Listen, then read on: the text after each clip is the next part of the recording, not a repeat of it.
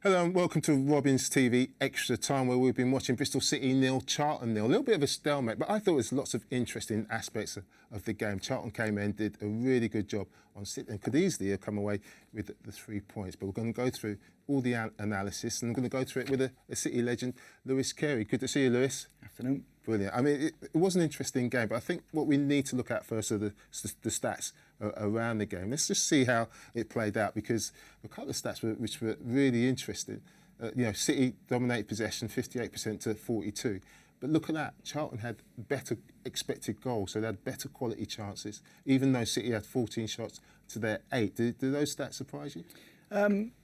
There's parts that do. I think the game that Charlton play, they load the box. A lot of crosses coming in the box, and when things like that happen, there are balls that drop in and around the goalkeeper where how do you explain it? It would be a clearer chance. So that's what always raises the expected goals number. So I think total shots 14 from City, but a lot of them might have been from outside the box, so they wouldn't be of high value. Whereas Charlton's were 6, 7, 8 yards out. It was closer to the goal with just the goalkeeper to beat. So there's part of it is, but City more possession than last week, and you still draw the game. Don't quite create too many clear-cut chances, but overall I'd probably say that was a fair assessment of the game. It certainly was. And I think Nathan Jones would be pleased that they had 60 duels to City's 55. I think that's exactly what the Charlton side would be looking for. But early on in the game, we felt that the most prominent players for City would be their wing-backs in Ross McCrory and Carey. And we felt that there were opportunities created by big diagonals. And there was this first one by Adam Randall, who was impressive. His passing was impressive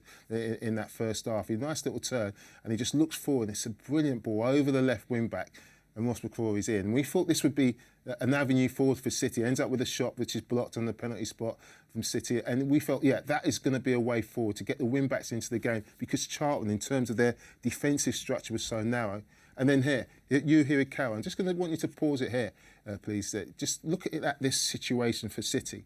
And we felt this was a perfect situation for you because he's all on his own in this wide area. And you see there's one player, but the other players for City are all in the box.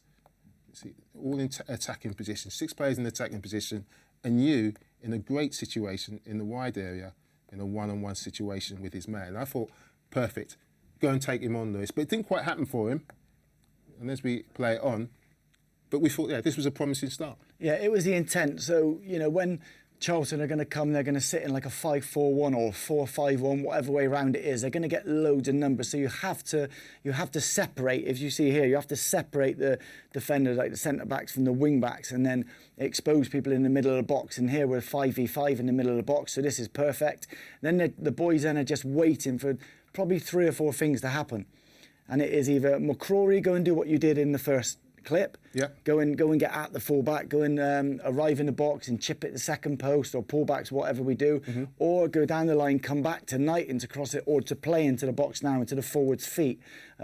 However, I felt like the first couple of actions were positive, whereas we just started to lose ideas here and come for the easy option. Whether it's, the energy and the tension of the crowd, I don't know. But this was a brilliant opportunity to go and exploit man-v-man marking in the box. Absolutely. For sure. And by going back, look how the secure Charlton were defending from that situation. Really happy that the ball's got been passed backwards. And that's what they want. They're physical, they're compact, they want to play their, big lads up top who are physical, strong, good ball carriers. So they're really comfortable with those type of situations at the moment. And what Charlton were looking for were mistakes from City. Yeah. And then this was a back pass in that first half. And we kind of had a little giggle about it because a little bit of a miscommunication between Viner and Vitek in goal.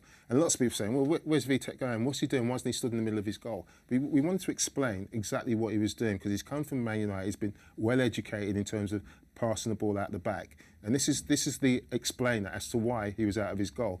And as we play this clip here now, and the ball, you see the back pass there from George Tanner, and Viner lets it go, and then he's surprised that Vitek isn't in his goal. But if you look at it from this angle here, he expects him to be right behind him. But from the backwards position, if you just pause it here, you see where Vitek is. He's now expecting the pass just along this line. I can do a better line than that, actually, just to do that again, because he's just expecting the pass in there in front of him. So he can go on and give it to the left back who's in acres of space. But as Zach Viner lets it go, he has to then recover his position, Lewis, and get back in the middle of the goal. Yes, I think whenever you play with a back three, you're looking for your goalkeeper to create like a second centre-back, so it looks like ends up looking like a back four. Yeah. And we saw it in the game last week against Sheffield United. Zach would be the middle one, and Viner would come along. Would receive the ball, and the goalkeeper would come along to create a second centre back to play past the 1-9 who's pressing you. It allows you to play your left centre back to step out free. Yeah. So I was surprised that Zach was surprised he wasn't behind him. However, when you're trying to move a team that want to sit in a block, you have to create an overload. And I thought they were doing it brilliantly with the goalkeeper. However, on that instance, it didn't quite work, but that was the reason for doing it, to create the overload, to make somebody jump, to then get the wing-backs in 1v1 situations. You're absolutely right, Lewis. And if you're trying to play against a team like Charlton, you have to pass the ball. You have to be brave. And, you know, early on, we spotted the spare man was at the back for City with the three at the back. One of those had to come out with the ball. And we've got a couple of clips there of City's play from the back. And this was Rob Atkinson. I thought did really well today. But when he got the ball here, you just see his first look is to pass. And then in the end, he takes the easy option and plays just a long ball forward. And it's easy, straight down the throat of Kaminsky. But this time he gets the ball in almost the same position. And now he's thinking, I'll go and strike forward. Now, if you just pause it here for us, now look what it does to the back line. Look at they're now in disarray. They're all over the place. It creates space for City players. And if you play it on from there again, and now he's in the forward position. There's now space in the midfield player that couldn't have got on the ball before because they were man marked, and City can move forward. And that's why that player had to come out the back. I mean, something you used to do as that right-sided wing back when you played, Lewis. Yeah, so you have to, like we said, the goalkeeper was creating the overload deeper. And then higher up the pitch, it's a third centre-back who creates the overload by stepping out with the ball, making somebody jump, because our 2-6s are man-marked. Yeah. And then our 2-10s were against their 1-6. So once you carry the ball, you can then find the free 10, or in that instance, like Reece, if he drops short, then you can start playing your wing-backs either wide or they're starting to run the goal. So it was really important for the centre-backs to create the overload in the middle of the pitch. Yeah. The second half, City stopped doing that. And it almost played into Charlton's hands. But what surprised me was City's first shot on target. In fact, the first shot on target from both sides was in the 50th minute, and it was from Emil Reece. And again, it came from Zach Viner coming out with the ball, again, striding out, as we emphasised. The first time they did it in the second half, again, it creates an overload, it creates space, disarray in the back line, they drop off a little bit deep, and it creates a space in front of the back line. And in the end, it's Emil Reece who drops into that space and gets his shot off and gets it on target. Yeah, so it's really interesting because even just before that, Reece actually wants the ball to feet in the box. So he's then finishing from a closer. If you look there, he was in the, just before that, he was in the box originally, and he wants to receive it in the box, so he's shooting from sort of 12 yards rather than 18 yards. However, I think the important thing to get across is he was trying to make something happen. Yeah. So he was trying to lose his mark. He was trying to disjoint the back lads. You know, Mehmeti ran into little corner channel runs to try and move people and then play into your front man and get a free shot at goal. The only surprising thing was that it was the first one after 57 minutes. It was surprising. What wasn't surprising, that City's best opportunity came from their high press. Gerhard Struijt's been saying, look, we want to press high at the pitch.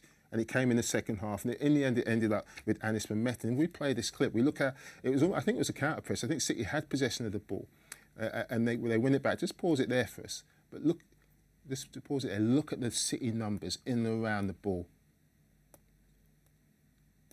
Just gonna get that going. No, it's not quite happening. You see the numbers: 1, 2, 3, 4 in and around the ball, winning the ball. It's like 1, 2, 3, 4, 5, 6, 7, 8 City players in our picture, and that was key to them getting this opportunity. And I thought that was the key last week. So what won the game for City last week was the counter-pressing and then the playing forward. And this was probably one of the first times I've seen it all game. And that's why I was saying it was really hard for City to sort of impose their game on Charlton, where it's easier for Charlton to impose their game on us because they play direct. That's what it is. We couldn't quite get the flow going. But this here, for any young lad, there's a couple of things in there for defenders. Don't dive in the box, don't go to ground, don't try and tackle in the box, just block, use your body, push people away. But I did think Mehmeti could have shot there on that first instance when it dropped, rather than taking the touch and pushing himself away from goal. However, even after that, he still gets a nice contact on it, and unfortunately his hits the crossbar and goes wide. Well, it just goes to show, really, City's XG of 0.84. They didn't create any great opportunities. So they're all half chances. And another half chance was from Zach Viner. Unlike, he don't score many, Zach, but he got himself in the box. And it was from a set piece. I think it was a second ball, if we see it here. And, Zach, he just finds himself, he's fighting with the defender on that far post, but he just finds a little pocket of space, and it's just an instinctive finish. Doesn't quite come off for him. Yeah, so because he's in a decent position, but like you said, he is grappling here with the forward, with the defender. But the key part is, as the ball comes back in, because it's a second phase, he's now actually in front, so he can take the ball or any little half touch with the outside of his boot.